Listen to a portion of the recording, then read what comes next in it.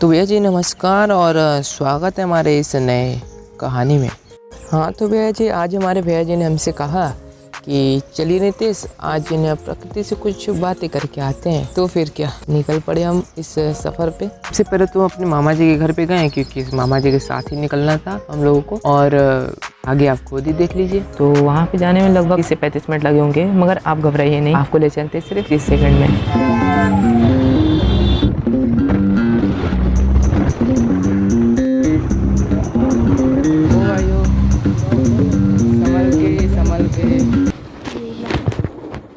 तो भैया जी यहाँ से हुई कहानी की शुरुआत, तो बने रहिएगा इस कहानी में।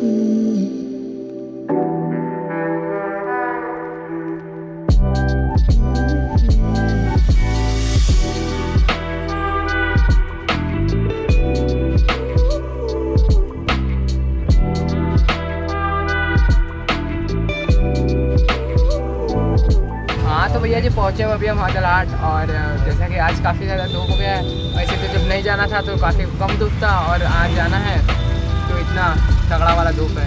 तो देखते हैं कब तक पहुँचते हैं, और पता नहीं अभी तक कितना टाइम लगेगा। अरे ऑटो वाले भैया, और कितना टाइम लगेगा जाने में? मिनिमम समय 1.5 घंटा।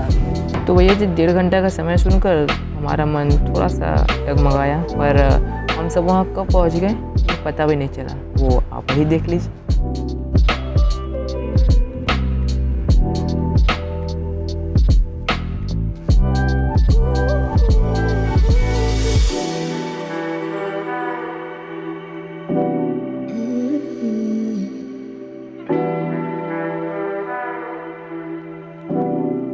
भैया जी वहाँ पहुँचने के बाद सबसे पहले तो हम ऐसी जगह की तलाश में थे जहाँ अपना सारा सामान रख सकें और वहाँ पे उद्यान भोज कर सकें।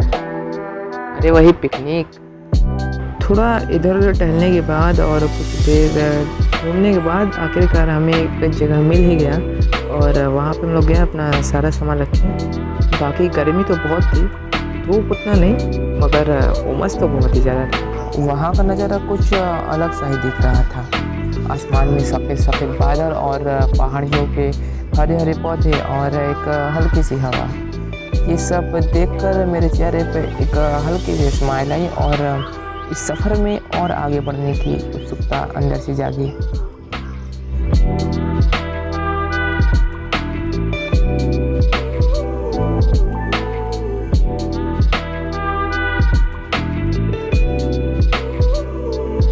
हाँ तो भैया आप कभी जाइएगा उधर तो इन नुकीले पत्थरों से ज़रा बच करके चलिएगा, नहीं तो सावधानी हटी दुर्घटना घटी, कहावत तो सुनी ही होगी। और हो सके तो जूते ज़रूर पहन के जाइएगा आप।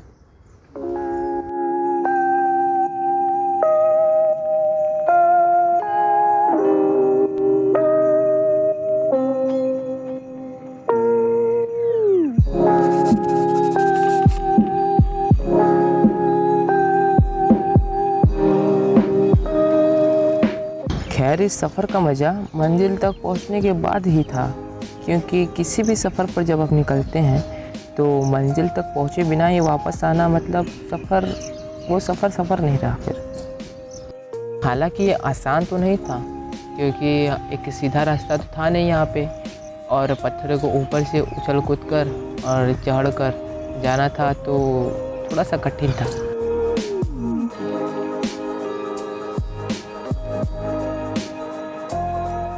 बाकी आप कमेंट करके ज़रूर बताइए कि ये रास्ता आपको कैसा लगा।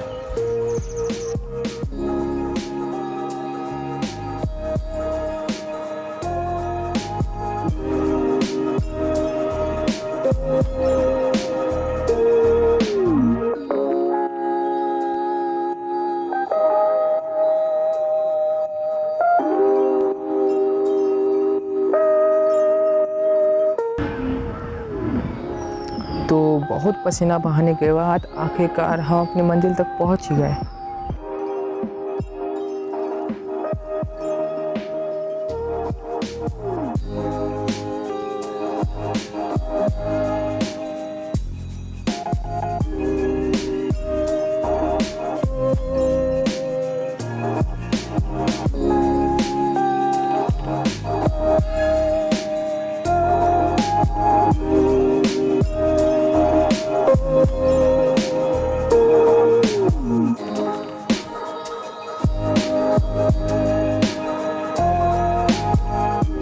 आखिरी वाले इस खतरनाक रास्ते से बढ़ते हुए हम आगे झरने तक पहुंचने की कोशिश में लगे थे और एक अच्छी सी फ़ोटो अपने मोबाइल में कैद करना चाहते थे।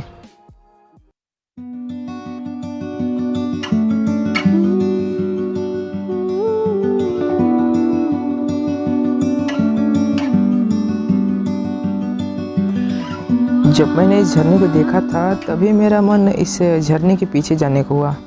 फिर क्या, मेरे कदम रुके नहीं और हम लोग पहुंच गए उस झरने के पास।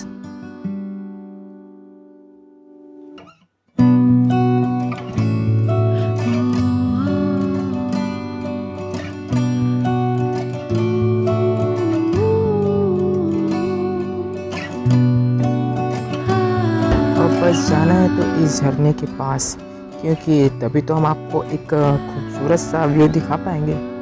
बाकी एक्साइटेड तो आप भी होंगे।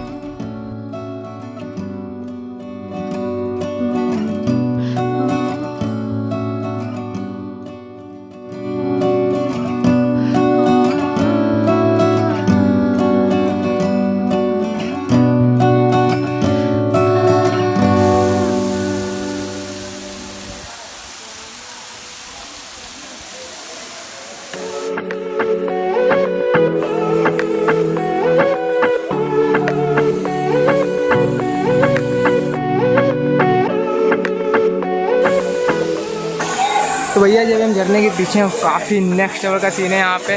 भले ही मैं मोबाइल में अच्छे से ना दिखा पाऊँ मगर खुद से तो ज़रूर देख पा रहा हूँ और शायद यहाँ तक आप आ भी न पाएँ।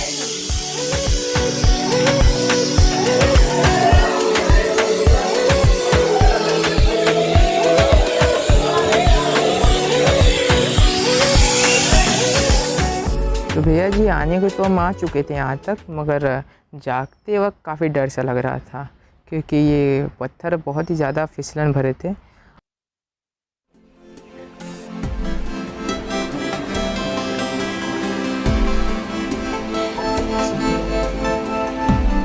तो भैया जी अब वक्त हो रहा है वापस जाने का, लेकिन आप अभी नहीं जाइएगा क्योंकि कुछ और बातें हैं जो आपको बतानी बाकी है।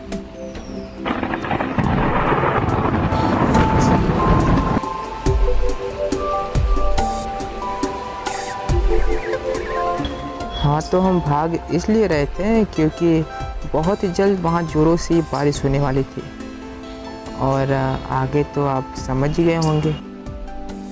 तो भैया भागते हुए डर भी लग रहा था कि कहीं इन पत्थरों के बीच हम गिर ना जाए, क्योंकि जानते ही हैं सावधानी हटी और दुर्घटना घटी।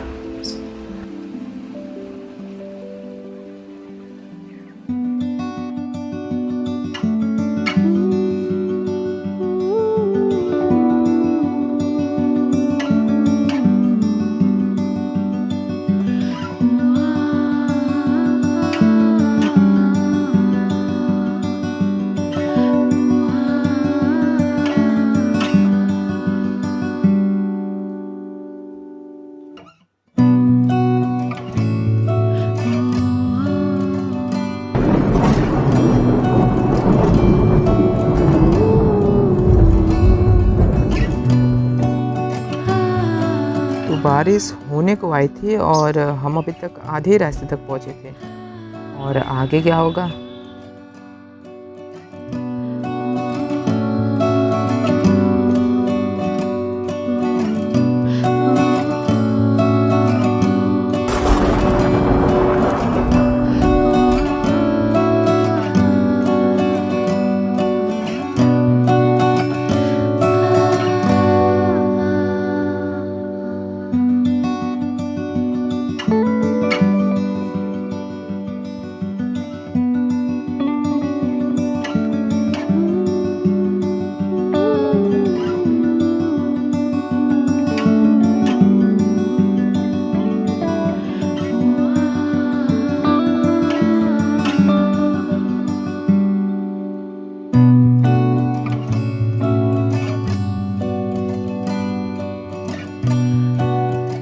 हाँ तो भैया जी फिर से हम अपनी फरारी मतलब ऑटो की सवारी करते हुए निकल पड़े घर की ओर।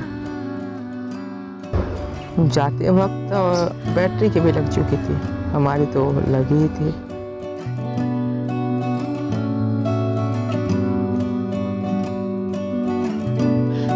इस सफ़र में मुझे इतना तो समझ आ ही गया कि रुकना नहीं है, चाहे इस सफ़र में या इस जीवन के सफ़र में। और बस चाहिए तो आपका support. So please like, subscribe and share.